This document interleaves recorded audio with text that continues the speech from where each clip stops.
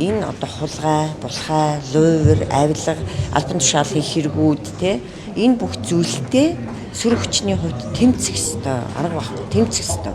Тэгэхээр их хурл бол энэ одоо засагтайгаа те нийслэлийн энэ ардсан нам бол нийслэлтэйгээ бол бас тийм төвшөндөө тэмцлийг заавалчгүй өрнүүлэх ёстой. Шудраг бусын эсрэг бол заавалчгүй үг үзэл бодлоо хатуу илэрхийлэх хэрэгтэй.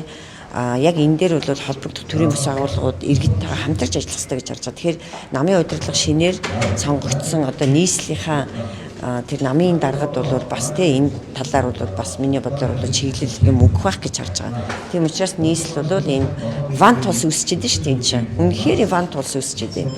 Хэдэн их найдын төсөв зарцуулж байна. Тэгээд хийж байгаа ажлууд нь ерөөсөө тий одоо сэлбийн голыг л бид нар харахад ерөөсөө маш тодорхой байгаа.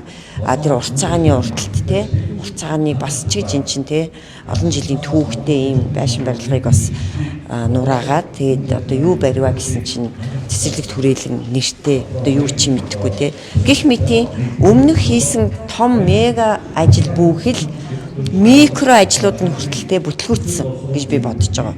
Юу хийдгвэ гэвэл брожур салдаг тий. Зүгээр цоошин брожурыг авчраад солиод идэг. Одоо ямар зорилготой юм.